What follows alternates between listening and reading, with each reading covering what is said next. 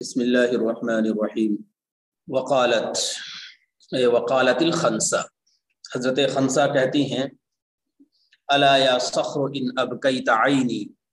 فقد اضحکتنی زمنا طویلا دفعت بک الخطوب وانت حی فمن ذا يدفع الخطب الجلیل اذا قبح البکاء على قتیل رأیت بکاءک الحسن الجمیل۔ یہ اشعار ہیں، اور زمانے جاہلیت میں شعر کی بہت سی صنفیں تھیں، شعر کی بہت سی قسمیں تھیں۔ ان میں ایک قسم فخر اور حماسہ کی تھی، اور دوسری قسم غزل اور تشبیب کی تھی، تیسری قسم وصف اور منظر نگاری کی تھی، چوتھی قسم تجارب الحیات کی تھی، زندگی کے تجربات کی تھی، پانچویں قسم قزاقی اور لوٹ مار کرنے والے شعراء کی تھی، جس میں وہ اپنی بدویت اور اکھڑپن کا مظاہرہ کرتے تھے، چھٹی قسم تاملاتی اور فکری شاعری تھی، جس میں زہیر ابن ابی سلمہ کا نام نمایاں ہوا، اور حاتم طائی کا اور لبید ابن ربیعہ کا، اور ساتویں قسم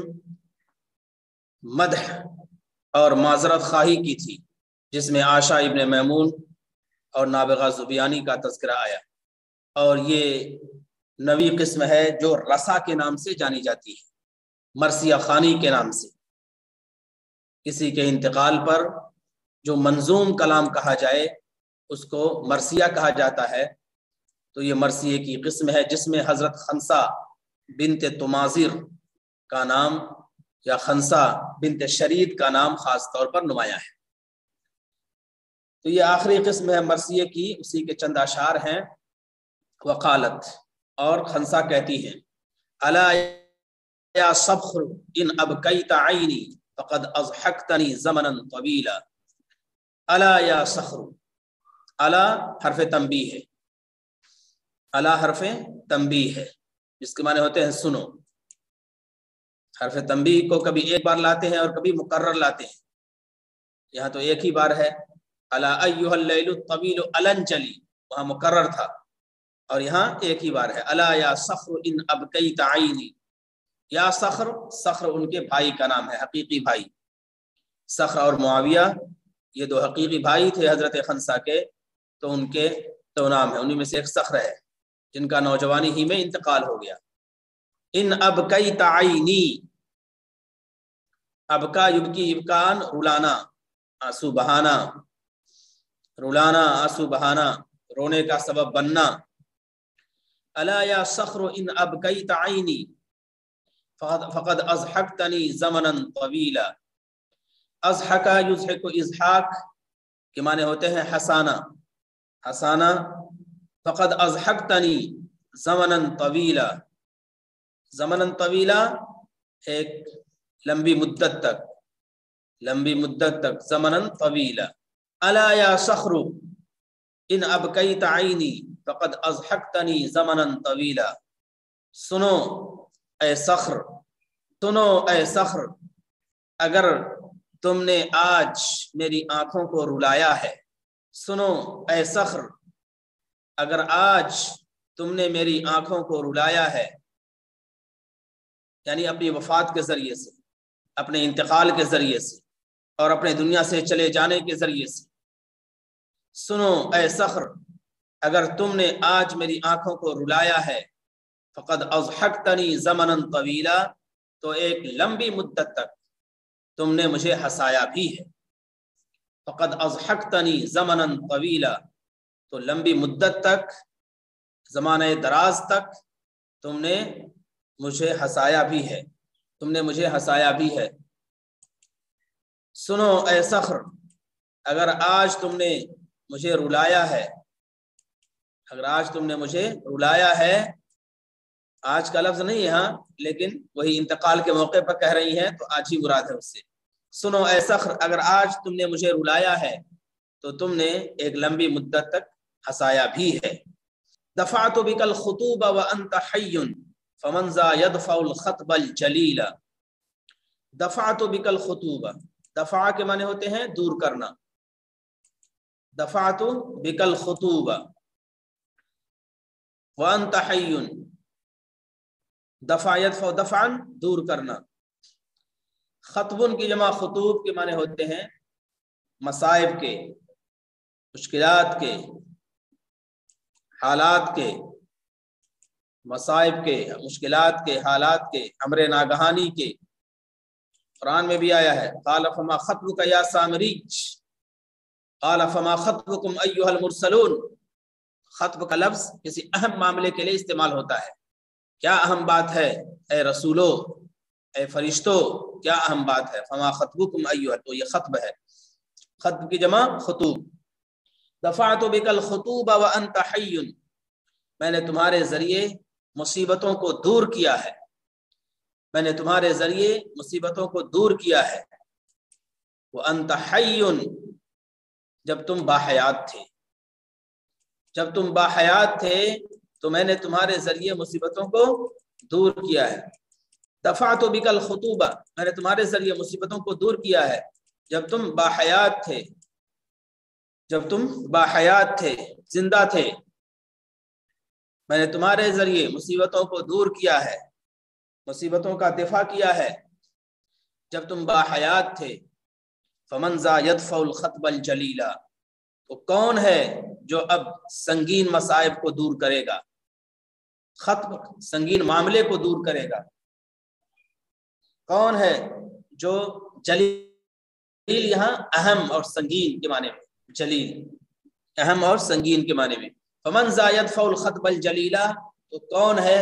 جو اب سنگین معاملے کو، سنگین مصیبت کو دور کرے گا، سنگین مصیبت کو، سنگین معاملے کو دور کرے گا۔ دفعت بک الخطوب وانت حی، میں نے تمہارے ذریعے مصیبتوں کو دور کیا ہے، میں نے تمہارے ذریعے مصیبتوں کو دور کیا ہے جب تم باحیات تھے۔ فمن ذا یدفع الخطب الجلیلا، تو کون ہے جو سنگین مصیبتوں کو دور کرے گا، سنگین مصیبت کو اور اہم معاملے کو دور کرے گا۔ اذا قبح البکاء علی قتیل رأیت بکاءک الحسن الجمیل، اذا قبح البکاء علی قتیل، جب کسی مقتول پر رونا برا ہو، جب کسی مقتول پر رونا برا ہوتا ہے یا برا ہوگا، جب کسی مقتول پر آنسو بہانا یا رونا یا گریہ وزاری کرنا برا ہوگا۔ رأیت بکاءک الحسن الجمیل، جب کسی مقتول پر رونا برا ہوگا تو میں تمہارے اوپر رونے کو بہتر اور خوبصورت عمل سمجھوں گا، بہتر اور خوبصورت عمل تصور کروں گا، تو میں تمہارے اوپر رونے کو بہتر اور خوبصورت عمل تصور کروں گا۔ جب کسی مقتول پر رونا برا ہوگا، جب کسی مقتول پر رونا برا ہوگا تو میں تمہارے اوپر رونے کو بہتر اور خوبصورت عمل تصور کروں گا، تو میں تمہارے اوپر رونے کو بہتر اور خوبصورت عمل تصور کروں گا۔ اذا قبح البکاء علی قتیل رأیت بکاءک الحسن الجمیل، جب کسی مقتول پر رونا برا ہوگا، برا عمل ہوگا، تو میں تمہارے اوپر رونے کو، تمہارے اوپر گریہ وزاری کو میں بہتر اور خوبصورت عمل تصور کروں گا۔ مؤنث ہے تو کریں گی گویا کہ ہو۔ الا یا صخر ان ابکیت عینی، سنو اے صخر اگر تم نے میری آنکھوں کو رلایا ہے، فقد اضحکتنی زمنا طویلا، تو تم نے مجھے ایک زمانے تک ہنسایا بھی ہے، طویل عرصے تک، زمانے دراز تک ہنسایا بھی ہے۔ دفعت بک الخطوب وانت حی، میں نے تمہارے ذریعے مصائب کو دور کیا ہے، مشکلات کو دور کیا ہے جب تم باحیات تھے۔ فمن ذا یدفع الخطب الجلیلا، تو کون ہے جو اب سنگین معاملے کو اور سنگین مصیبت کو دور کرے گا، سنگین معاملے کو اور سنگین مصیبت کو دور کرے گا۔ اذا قبح البکاء علی قتیل، جب کسی مقتول پر رونا برا عمل ہوگا تو میں تمہارے اوپر آہوازاری کو، گریہ وزاری کو، رونے دھونے کو بہتر عمل تصور کروں گی۔ میں کسی مقتول کے اوپر رونے کو اور گریہ وزاری کو میں بہتر عمل شمار کروں گی۔ حضرت خنسا کہہ رہی ہیں اب یہ اشعار ہیں اور یہ 9 قسمیں ہیں جو ذکر کی گئی، شعرا بھی اور 9 قسمیں بھی. اب ان کا تجزیہ کر رہے ہیں. تجزیہ جانتے ہیں؟ تجزیہ کہتے ہیں کسی بھی چیز کو الگ الگ کرنا. حلل یحلل تحلیل، تحلیل کا مطلب ہوتا ہے تجزیہ کرنا، خصوصیات کو الگ الگ بیان کرنا، خوبیوں کو الگ الگ ذکر کرنا. اس کا نام تجزیہ ہوتا ہے، اس کا نام تجزیہ ہوتا ہے. تو اس تناظر میں یہ عنوان قائم کر رہے ہیں کہ آپ نے شروع میں پڑھا ہوگا کسی بھی عبارت کو جانچنے کے لیے اس کے عناصر کو جاننا ضروری ہوتا ہے. عناصر میں یہ ہوتا ہے کہ فکرہ ہے، عاطفہ ہے، خیال ہے، صورت لفظیہ ہے. یہ پیچھے گزر چکا ہے. اسی طرح سے کسی عبارت کی خوبی کو جاننے کے لیے یہ بھی ضروری ہے کہ کون سا موضوع ہے جو اس عبارت کے اوپر حاوی ہے، اور کون لکھنے والا ہے جس کی شخصیت اس کے اندر مؤثر ہے. یہ جاننا بھی ضروری ہوتا ہے.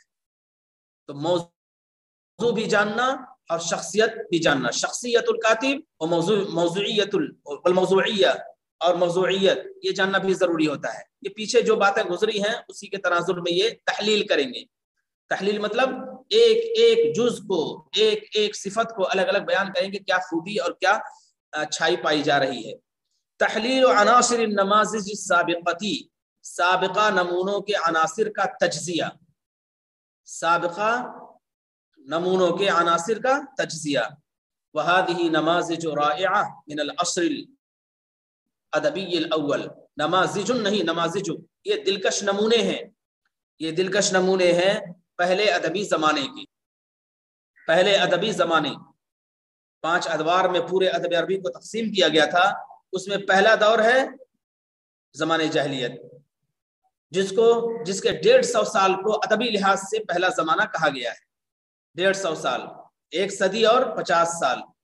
تو هذه نماذج رائعہ من العصر الادبی الاول، یہ پہلے ادبی زمانے کے دلکش نمونے ہیں. یعنی جتنے اشعار آج تک ابھی تک ذکر کیے انہوں نے، یہ اس کے بارے میں بتا رہے ہیں. یہ دلکش نمونے ہیں پہلے ادبی زمانے کے. وَيَا مُدَّةُ قَرْنٍ وَنِصْفِ قَرْنٍ مِنَ الْعَصْرِ الْجَاهِلِ مِنَ الْأُمَّةِ الْعَرَبِيَّةِ، اور وہ 1 صدی اور آدھی صدی ہے. 1 صدی اور آدھی صدی ہے زمانے جاہلیت میں کسی بھی قوم کی، عربی قوم کی. عربی قوم کی زمانے جاہلیت میں وہ 1.5 صدی ہے. یہ پہلی بات تجزیے میں یہ طے ہو گئی کہ یہ عبارت جو ہمارے سامنے پیش کی گئی، یہ اشعار جو ہمارے سامنے پیش کیے گئے، وہ کس زمانے کے، زمانے کو طے کر دیا گیا. ایک بات ہوئی. تو یہ دلکش نمونے ہیں پہلے ادبی زمانے کے، اور وہ زمانہ ہے 1 صدی اور آدھی صدی زمانے جاہلیت میں عرب قوم کی. وَهِيَ تُحِيطُ بِأَكْثَرِ أَغْرَاضِ الشِّعْرِ لِذَلِكَ الْعَصْرِ،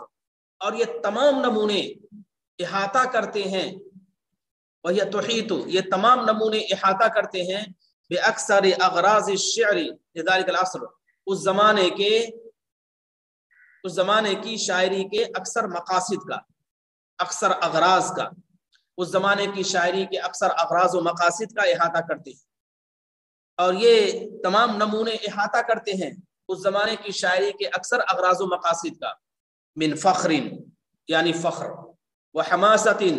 حماسہ یعنی جوش، وغزل غزل، اور غزل ذاکر فتح کے ساتھ ہوگا، وغزل اور غزل، وحکمت اور حکیمانہ باتیں، ومدح اور مداحی یا تعریف، ورثاء اور مرثیہ خوانی. یہ وہ موضوعات ہیں جو اس زمانے میں چھائے ہوئے تھے، اور ان تمام موضوعات کو اس زمانے کی شاعری میں خاص طور پر موضوع بحث بنایا گیا ہے، ان تمام چیزوں کو شمار کیا گیا ہے. تو دوسری بات یہ ہو گئی. پہلی بات زمانہ طے ہو گیا کہ کب کے یہ اشعار ہیں. دوسری بات یہ کہ ان تمام اشعار کے موضوعات کیا کیا ہیں. اور پھر تیسری بات یہ ذکر کر رہے ہیں کہ ان کے اندر خصوصیات کیا کیا ہے اسلوبی لحاظ سے. وتشتمل على اغلب الخصائص الادبیہ الموجودة في شعر ذلك العصر، اور یہ نمونے مشتمل ہیں، وتشتمل، یہ نمونے مشتمل ہیں على اغلب الخصائص الادبیہ الموجودہ، اکثر ادبی خصوصیات پر، یہ نمونے مشتمل ہیں اکثر ادبی خصوصیات پر، علی اغلب، اغلب مانے اکثر، علی اغلب الخصائص الادبیہ، اکثر ادبی خصوصیات پر مشتمل ہیں، الموجودۃ فی شعر ذلک العصر، جو اس زمانے کی شاعری میں پائی جاتی تھی، جو اس زمانے کی شاعری میں پائی جاتی تھی۔ اور یہ نمونے مشتمل ہیں اکثر ادبی خصوصیات پر جو اس زمانے کی شاعری میں پائی جاتی تھی، جو خصوصیات۔ وقد تجلی فیہ، اب وہ کون سی ہیں؟ وقد تجلی فیہ مختلف عناصر الاسلوب، اور اس میں اسلوب کے مختلف عناصر بھی ظاہر ہوئے، تجلی ظاہر ہونا، واضح ہونا، اور اس میں اسلوب کے مختلف عناصر بھی ظاہر ہوئے، من عاطفۃ یعنی عاطفہ، و فکرۃ اور فکرہ یعنی فکر، تأمل فکر و تأمل، و خیال اور خیال آرائی، خیال آرائی۔ وقد تجلی فیہ، اور اس میں اس زمانے میں نمایاں ہوئے اسلوب کے مختلف عناصر، یعنی عاطفہ اور فکر و تأمل اور خیال، ومن الوان مؤثرۃ لجمال الصورۃ اللفظیۃ ایضا، اور مؤثر شکلیں، ومن انوار الوان مؤثرۃ، رنگ مانے نہیں بلکہ شکلیں، اور مؤثر شکلیں، لجمال الصورۃ اللفظیۃ ایضا، لفظی پیکر کی خوبصورتی کے، لفظی پیکر کی خوبصورتی کی مؤثر شکلیں، لفظی پیکر کی خوبصورتی، صورت لفظیہ لفظی ڈھانچہ، لفظی انداز، لفظی ہیکل، اور لفظی پیکر یا لفظی شکل کی خوبصورتی کی مؤثر شکلیں بھی اس زمانے کی شاعری میں خاص طور پر نمایاں ہوئی۔ اگر یہ کہا جائے کہ تمام جو زمانے جاہلیت کے اشعار ہیں ان کا تجزیہ کیا جائے تو یہی بات آئے گی۔ سب سے پہلے کہ زمانے جاہلیت کے جتنے بھی اشعار ہیں وہ پہلے ادبی زمانے کے اشعار ہیں، اور پہلا ادبی زمانہ 150 سال پر مشتمل ہے، ایک بات ہو گئی۔ دوسری بات یہ ہوئی کہ اس زمانے میں شعر کے جتنے بھی موضوعات پائے جاتے تھے ان تمام پر اس زمانے کے اشعار فٹ ہوتے ہیں، صادق آتے ہیں، دوسری بات ہو گئی۔ تیسری بات یہ ہو گئی کہ اسلوب کے جو مختلف عناصر ہیں وہ بھی ان کے اندر نمایاں ہیں، اور ادبی خصوصیات بھی تمام پائی جاتی ہیں۔ تو اس طرح سے ایک تجزیہ ہوا عمومی طور پر۔ اب ہر شاعر کا لے کر الگ الگ تذکرہ کریں گے، جو نمایاں شعراء ہیں ان کا تذکرہ یہاں الگ الگ کریں گے۔ دیکھیے، العاطفۃ والخیال فی شعر انترا، انترا کی شاعری میں جذبہ اور خیال، جو انترا کی شاعری ہے اس میں دو عناصر زیادہ نمایاں پائے جاتے ہیں، ایک جذبہ اور خیال آرائی۔ انترا وہی جو یا دار عبلۃ بالجواء تکلمی وعمی صباحا دار عبلۃ وسلمی یخبرک من شہد الوقیعۃ عننی اخشى الوغى وعیف عند المغنم، یہ ہے۔ تو العاطفۃ والخیال فی شعر انترا، انترا کی شاعری میں خیال اور جذبہ۔ ونجد العاطفة صريحة وقوية في شعر انطرة بن شداد العبسی، اور عاطفے کو، عاطفہ کا مطلب کیا ہوتا ہے؟ یعنی انسان اپنے کلام میں کتنا جذباتی ہے، کتنا جذباتی ہے، اسی مطلب عاطفہ ہوتا ہے، کتنا اس کا دل سے تعلق ہے۔ عقل میں تو فکر آ جاتی ہے لیکن دل میں جذبے کا تعلق ہوتا ہے۔ نجد العاطفة، ہم عاطفہ کو پاتے ہیں، صریحة وقویة، بہت واضح اور بہت طاقتور، بہت واضح اور بہت طاقتور پاتے ہیں، فی شعر انطرة بن شداد العبسی، انطرہ ابن شداد عبسی کے اشعار میں، انطرہ ابن شداد عبسی کے اشعار میں ہم عاطفے کو بہت واضح اور بہت طاقتور پاتے ہیں۔ وشعر عمرو بن کلثوم التغلبی، اور عمرو بن کلثوم تغلبی کی شاعری میں، عمرو بن کلثوم تغلبی کی شاعری میں بھی یہ عاطفے کا عنصر پایا جاتا ہے، جس نے کہا تھا اذا بلغ الفطام لنا صبی تخر له الجبابر ساجدین، جب ہمارا بچہ 2 سال کا ہو جاتا ہے تو بڑے بڑے سرما اس کے سامنے گھٹنے ٹیک دیتے ہیں۔ تو یہ جذبہ ہی تو ہے جس کی وجہ سے وہ جذباتی بات کر رہا ہے، تو جذبہ پایا جاتا ہے۔ اسی کے ساتھ ساتھ خیال، دوسرا جو عنصر ہے خیال، ما مقدرتن مقدرتن مقدرتن، چاروں دال پہ تینوں اعراب دے سکتے ہیں۔ ما مقدرتن خیالیتن، خیالی صلاحیت کے ساتھ ساتھ، وہ خیالی صلاحیت، مقدرہ مانے صلاحیت کے، خیالی صلاحیت کے ساتھ ساتھ وصفیتن، جو بیانیہ ہے، کبیرتن اور بڑی ہے، مقدرۃ خیالیۃ، خیالی اور بیانیہ صفت کے ساتھ ساتھ، ما مقدرۃ خیالیۃ وصفیۃ کبیرہ، بڑی بیانیہ اور خیالی صفت کے ساتھ ساتھ، وروعۃ لفظیۃ ظاہرہ، اور ظاہری لفظی دلکشی کے ساتھ، ظاہری لفظی دلکشی کے ساتھ یہ چیزیں پائی جاتی ہیں انترا کے اشعار میں۔ ظاہری لفظی، روا کے معنی دلکشی کے، خوبصورتی کے، حسن آرائی کے، اور ظاہری لفظی دلکشی کے ساتھ، فی قوت خطابیت مچلجلہ، ایسی خطابی طاقت کے اندر جو جھجھوڑنے والی ہے، مچلجلہ من ہوتے ہیں جو جھجھوڑ دینے والی ہے، جھجھوڑنے والی ہے، مچلجلۃ مدویۃ مچلجلہ بولتے ہیں، فی قوت خطابیت مجلجلہ، ایسی خطابی طاقت کے اندر جو جھجھوڑنے والی ہے، جو ہلا دینے والی ہے، جو جھجھوڑ دینے والی ہے اور ہلا دینے والی ہے، وَنَغْمَةٍ شعریۃ ساحرہ، اور سحرانگیز شعری نغمے، اور سحرانگیز شعری نغمے کے ساتھ، اور سحرانگیز شعری نغمے کے ساتھ، فقد اثر كل ذلك في نفوس عرب ذلك العصر تاثیرا عظیما، اور اس چیز نے اس زمانے کے عربوں کے دلوں میں بہت زیادہ اثر ڈالا، اس چیز نے اثر ڈالا اس زمانے کے عربوں کے دلوں میں بہت زیادہ، فقد اثر كل ذلك، ان تمام چیزوں نے اثر ڈالا، فی نفوس عرب ذلك العصر، اس زمانے کے عربوں کے دلوں میں تاثیرا عظیما، بہت زیادہ۔ یعنی یہ جب خصوصیات تھی، ایک طرف جذبہ تھا، دوسری طرف خیالی باتیں تھی، اور خیالی صلاحیت تھی، دلکشی تھی، خطابی وزن تھا، شکوہ تھا، اور نغمے والی باتیں تھی، تو ان تمام چیزوں نے اس زمانے کے عربوں کے دلوں میں بہت زیادہ اثر ڈالا۔ وارتفعت به مکانۃ عنترہ بین بنی قومہ، اور اس کے ذریعے سے انترا کا مقام اونچا ہو گیا اپنی قوم کے درمیان،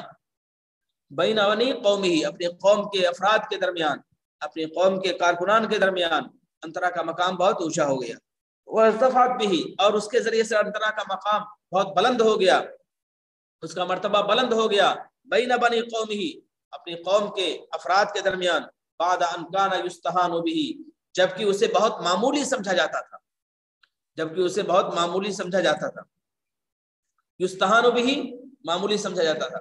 یستہان به، جبکہ اسے معمولی سمجھا جاتا تھا، کس کو؟ انترا کو، ویرا وضیعا بینہم، اور ان کے درمیان وہ حقیر شمار ہوتا تھا، حقیر، حقیر، ان کے درمیان وہ حقیر شمار ہوتا تھا، بعد اس کے کہ وہ معمولی سمجھا جاتا تھا،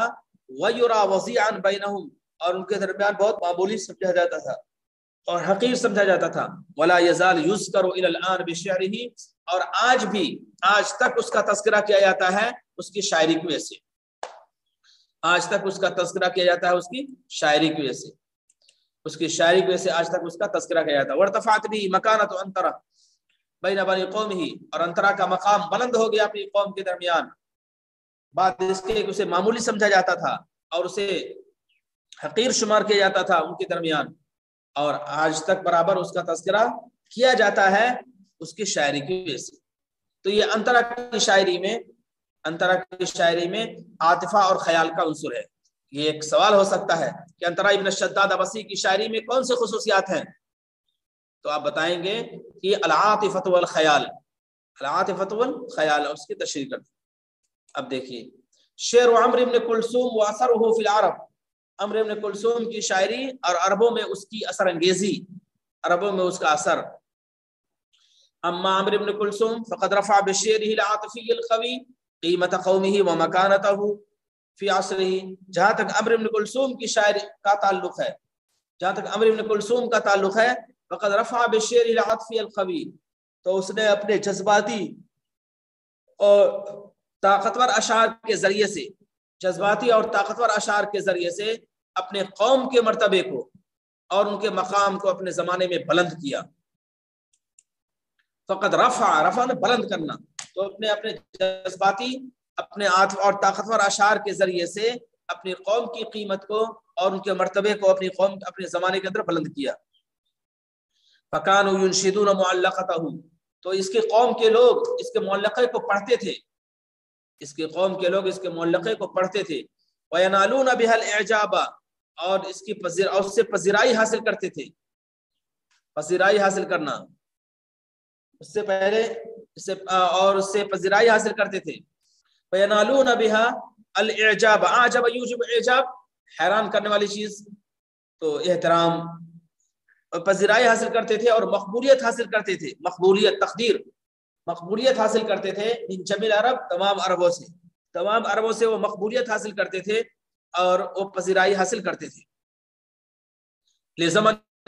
طویل، ایک لمبی مدت تک، ایک لمبی مدت تک۔ اور میں نے سنایا تھا وہ شعر، الہا بنی تغلبا عن کل مکرمۃ قصیدۃ قالہا عمرو بن کلثوم، کہ عمرو بن کلثوم نے جو اشعار کہے ہیں وہ اتنے لاجواب اور اتنے بے مثال ہیں کہ اب کوئی شعر نہ کہے عمرو بن کلثوم اور اس کی قوم کوئی کام نہ کرے، گھر بیٹھی رہے، تب بھی وہ قصیدہ ان کے فخر کے لیے کافی ہے اور ان کے جذبے کے اظہار کے لیے کافی ہے۔ تو اسی کا تذکرہ ہے گویا، الہا بنی تغلبا عن کل مکرمۃ قصیدۃ قالہا عمرو بن کلثوم، قصیدۃ قالہا عمرو بن کلثوم، وینالون بها الاعجاب والتقدیر، اور اس کے ذریعے سے اپنی پذیرائی حاصل کرتے تھے اور اہمیت اور مقبولیت حاصل کرتے تھے من جمیل عرب، تمام عربوں سے، تمام عربوں سے وہ مقبولیت حاصل کرتے تھے لزمن طویل، ایک لمبی مدت تک، حتی مل الناس شدت اعتمادهم على هذا الشعر، یہاں تک کہ لوگ اکتا گئے ان کے بہت زیادہ اپنے اشعار پر اعتماد کرنے کی وجہ سے، بہت زیادہ اپنے اشعار پر اعتماد کرنے کی وجہ سے لوگ اکتا گئے، یہ کیسا آدمی ہے جو بار بار اپنی تعریف کروا رہا ہے یا اپنے ہی قبیلے کی تعریف سب کر رہے ہیں، یہاں تک کہ لوگ اکتا گئے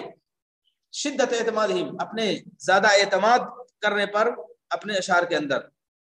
وکثرت انشادہم لہو، اور بہت زیادہ پڑھنے کی وجہ سے بھی،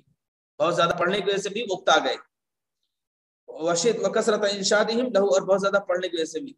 حتی مل الناس، سے لوگ اکتا گئے ان کے اپنے اشعار پر بہت زیادہ اعتماد کرنے اور ان اشعار کو بہت زیادہ پڑھنے کی وجہ سے، کثرت انشادہم، ان کو بہت زیادہ پڑھنے کی وجہ سے بھی اکتا گئے۔ تو یہ ہے، اس کے بعد پھر معلقہ ہے امرؤ القیس کا، دیکھیے معلقۃ امرؤ القیس، امرؤ القیس کی کا معلقہ، وقد تفاعلت العناصر المختلفة من العاطفة والخيال والفكرة واللفظ الجزل بقوة وجمال في شعر امرؤ القیس، تفاعل من ہوتے ہیں اثر انداز ہونا، اثر انداز ہونا، اور اثر انداز ہوئے مختلف عناصر، اثر انداز ہوئے مختلف عناصر، یعنی عاطفہ، خیال، فکرہ اور فصیح الفاظ، لفظ الجزل،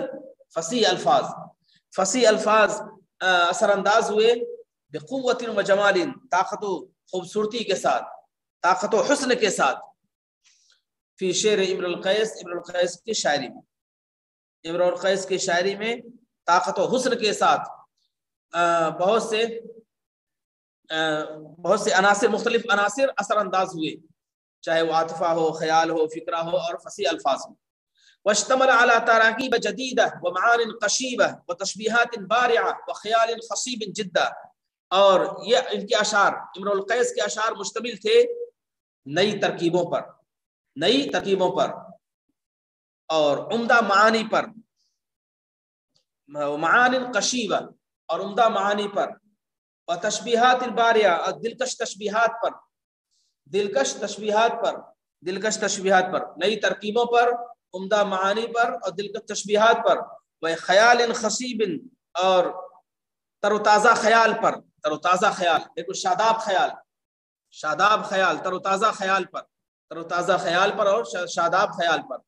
اور نئی ترکیبوں اور عمدہ معانی اور دلکش تشبیہات اور تر و تازہ خیال پر یہ ان کے اشعار مشتمل تھے، مما جعلت معلقتہ من اربع المعلقات الشعریہ الجاہلیہ، جس سے ان کا معلقہ زمان جاہلیت کے بہت دلکش شعری معلقات میں ہو گیا، جس سے اس کا معلقہ زمان جاہلیت کے بہت دلکش شعری معلقات میں ہو گیا، مما جعلت معلقتہ، جس سے اس کا معلقہ ہو گیا زمان جاہلیت کے بہت شعری، عمدہ شعری معلقات میں، عمدہ شعری معلقات میں یہ اس کا شمار ہونے لگا، وجعلتها تترك في نفس القاری اعجابا کبیرا بها وبصاحبها، اور یہ معلقہ چھوڑنے لگا، جعلتها تترك، چھوڑنے لگا، فی نفس القاری، قاری کے دل میں، پڑھنے والے کے دل میں، اور یہ معلقہ چھوڑنے لگا قاری کے دل میں اعجابا کبیرا بها، بہت زیادہ خود پسندی کو، بہت زیادہ حیرت و استعجاب کو چھوڑنے لگا معلقے سے اور معلقہ کہنے والے سے، معلقے سے اور معلقہ کہنے والے سے بہت زیادہ حیرت اور استعجاب کو ان کے دلوں میں چھوڑنے لگا، پڑھنے والے کے دلوں میں چھوڑنے لگا۔ وجعلتها تترک، اور یہ چھوڑنے لگا فی نفس القراء یا قاری کے دل میں اعجابا کبیرا بہا، بہت زیادہ حیرت کو معلقے سے اور کہنے والے سے، معلقے سے اور کہنے والے سے بہت زیادہ حیرت کو چھوڑنے لگا۔ مطلب یہ کہ جو بھی پڑھتا اس سے متاثر ہو کر رہتا اور اس کے اسیر ہو کر رہتا، اس سے متاثر ہو کر رہتا اور اس سے اسیر ہو کر رہتا۔ وَدَلَّتْ عَلَى بَرَاعَتِهِ وَتَبْرِيزِهِ فِي الشِّعْرِ بَيْنَ أَقْرَانِهِ، اور یہ اس قصیدے نے شاعر کی براعت کو بھی واضح کیا، براعت یعنی اس کی مہارت کو، شاعر کی مہارت کو بھی واضح کیا۔ وَتَبْرِيزِهِ فِي الشِّعْرِ، اور شعر میں اس کے تفوق کو، بررزہ منے ہوتے ہیں فائق ہونا، تفوق، اور شاعری کے اندر اس کے تفوق کو بھی واضح کیا، اس کے امتیاز کو واضح کیا۔ بین اقرانہ، اپنے ہمسروں کے درمیان، اپنے ہمسروں کے درمیان شاعری میں ان کے تفوق کو اور اس کی مہارت کو بھی واضح کیا۔ فاصبح اعظم شعراء العصر الجاہلی، تو امرؤ القیس زمانہ جاہلیت کا عظیم شاعر ہو گیا، تو امرؤ القیس زمانہ جاہلیت کا عظیم شاعر ہو گیا۔